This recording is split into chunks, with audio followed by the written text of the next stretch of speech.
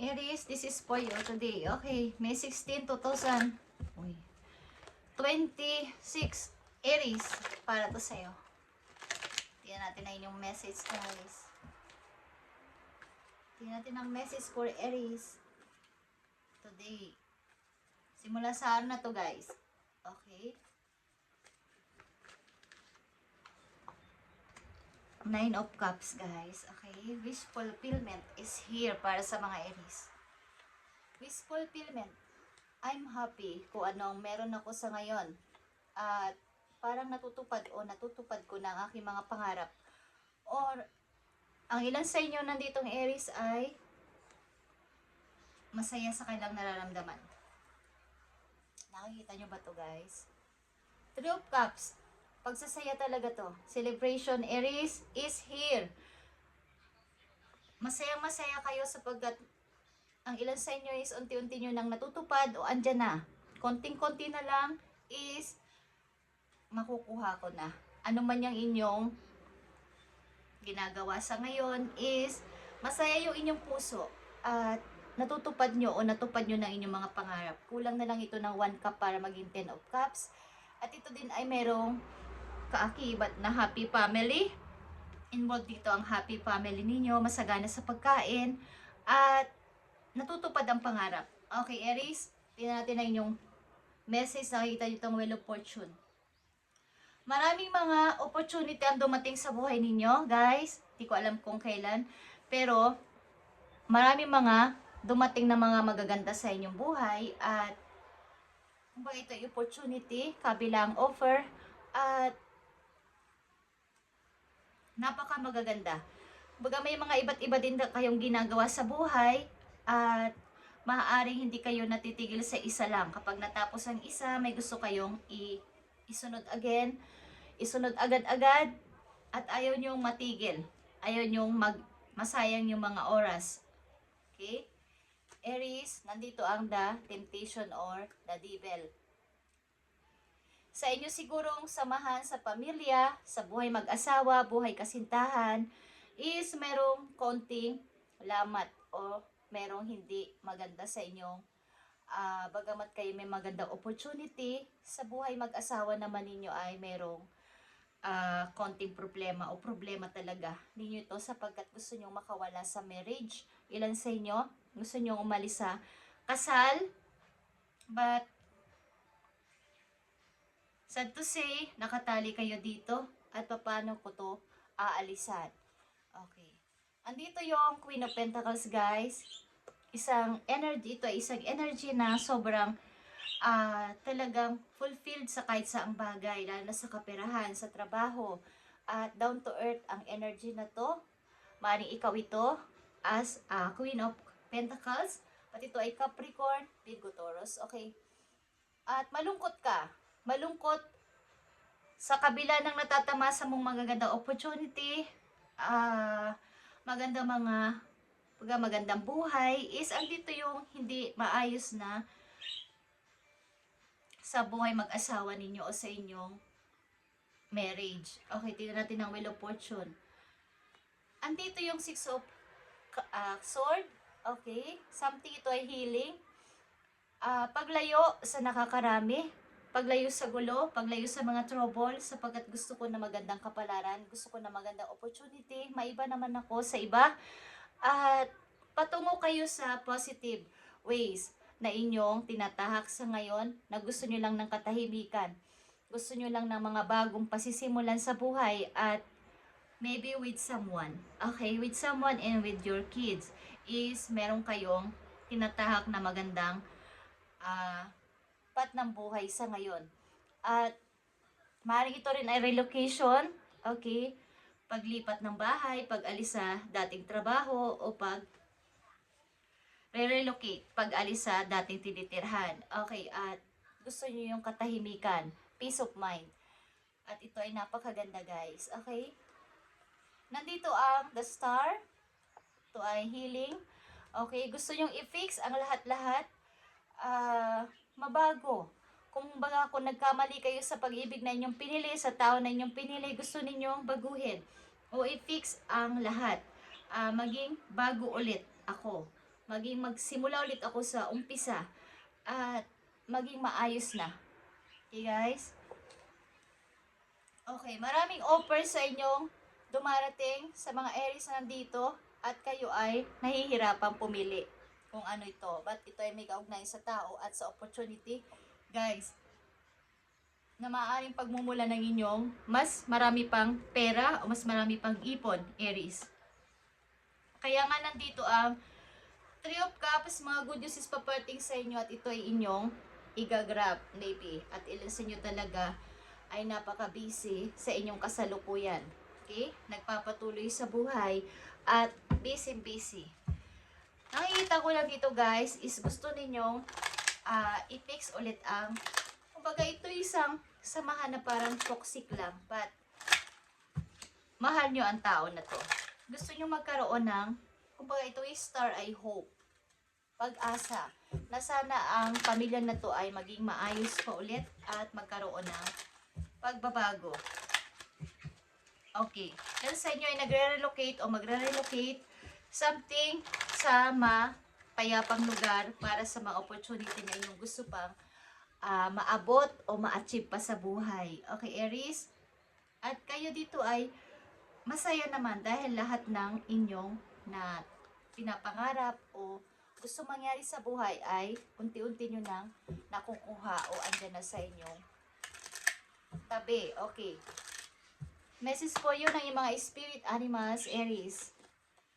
Andito ang kangaroo at ito ay cycle, guys. About din ito sa inyong story dito, sa inyong kalagayan, sa inyong sitwasyon.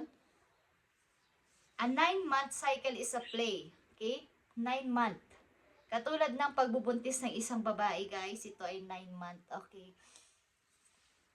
So, your current project will take 9 months to mature and benefits you. Okay. Kung kayo may inuumpisahan, katulad itong sinabi ko, marami kayong gustong pasimulan sa buhay, after 9 months is magbubunga ito guys. So, inyo nang itry ito kung kayo may gustong i-start sa ngayon.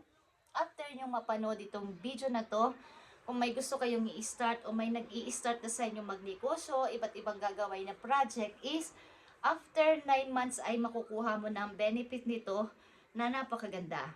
Okay? Para ito'y mag-mature.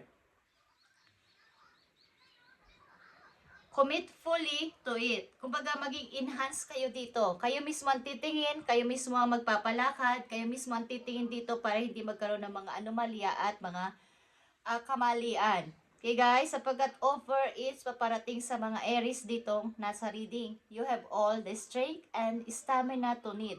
Kailangan mo dito ng lakas ng loob, tapang, at pakiki-operate sa mga taong makakasalamuhan ninyo, makakakulab ninyo sa business na to, sa inyong pasisimulan na to, anuman to, at stamina, yung inyong energy, palakasin ninyo.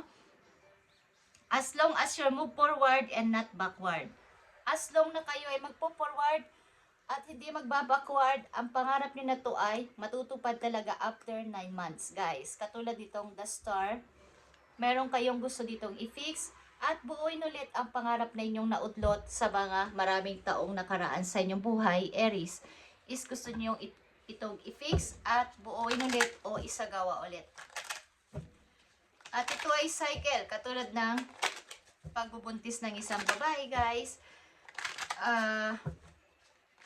9 months ang pinaka due date nito.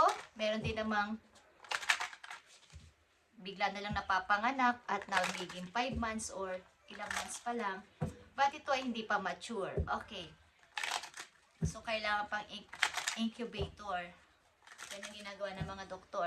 Pero itong inyong papasimulan na to is maaring, so ang problema yun lang dito ay ang inyong maaring toxic marriage or pakikisama sa isang taong hindi nyo na makasundo. But ito ay may hangganan, guys. Okay, maaring kayo ay aalis dito, ilan sa inyo, at magre-relocate kasama ang inyong mga anak. Tingnan natin, Aries, ang message pa for you today.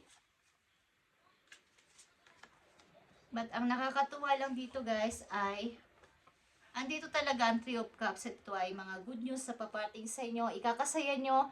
Magse-celebrate kayo with your friends or with your kaanak. Is talagang napaka-happy. Nandito ang official person, maaaring kayo ay mayroong kasalukuyan ng karelasyon sa ngayon at ito ay masasabi niyong official na tao sa buhay ninyo. Guys, okay? Balance din ito. At gift is here. Meron sa inyong magi-gift, okay? Ito'y galing sa isang taong kayo ay special at galing ito sa isang taong official person para sa inyong puso. At konting paalala lang guys, maaring sa mga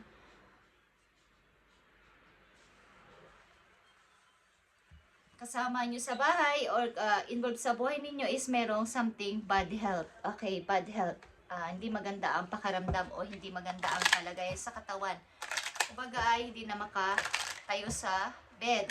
Okay, so kayo maging aware sa inyong mga malalapit na kamag-anak na inyong ka-close at inyong kumustahin. Medyo matanda sa inyo. Maybe ever. Okay. Tingnan natin pa ang last message for you, Aries. So, itong pag-ibig na to, itong samahan na to bilang marriage or kasintahan or kinakasama is maaaring mayroon kayong ilan sa inyo may panata. Ilan sa inyo is hindi makahiwalay dito but andito yung pagditiis at pagsasabi ng sana maging posible ang imposible na maging okay pa din kami.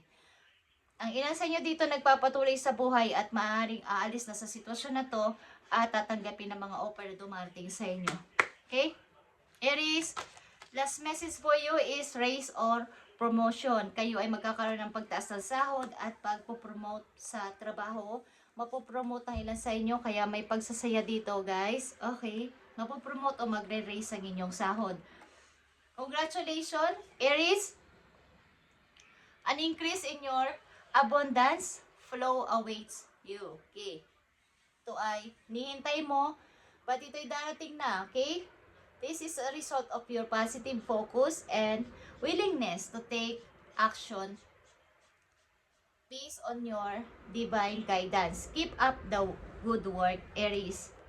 Pagpatuloy mo lang ginagawa mo sa iyong pang-araw-araw at kaya nga nandito ang 9 of Cups is ito ay fulfillment of wishes for you, Aries. At magsaya ka na. May mga magagandang offer at good news sa papating sa inyo at ito ay inyong tanggapin kung gusto nyo lang.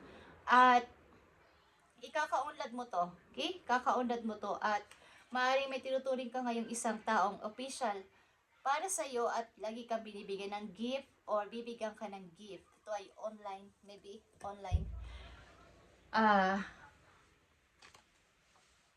Na makikilala ninyo. Balance ang samahan dito, guys. Maaaring balance or talagang okay kayong dalawa. Aries ng person na to. So, bago tayo magtapos guys, Aries, silipin natin ang inyong past lives sa inyong nakaraang buhay. Kung naniniwala lang kayo dito guys, okay? At baka ito'y nagpapatuloy sa inyong present at kaya may mga bagay-bagay kayong hindi maintindihan sa inyong buhay dahil ito ay involved pa sa inyong past life. Okay, para to sa mga Aries. So, andito ang religious devotion. Okay? Kayo ay mananampalataya o talagang mahilig talaga kayong, kumbaga kayo ay malakas at ina-upgrade nyo ang inyong spiritual relationship kay God. Okay? Sa inyong past life.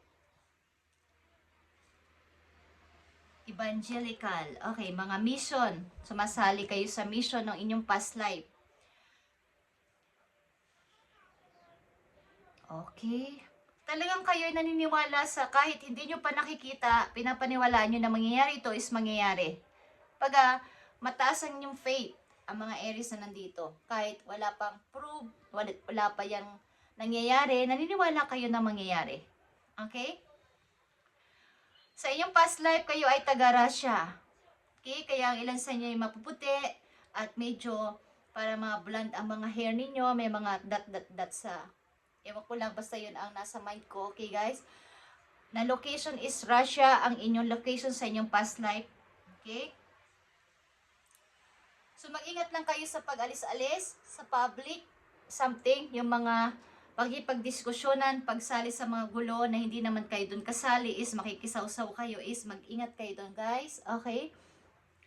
So, ang lesson na inyong natutunan sa inyong past life ay overcoming fear. Yung inyong takot ay inyong pakawalan. Kung ito ay nananalaytay pa sa inyo sa present is huwag kayong matakot sa anumang bagay na dapat yung pasimulan para maputol ito. Okay? Kung gusto niyo lang.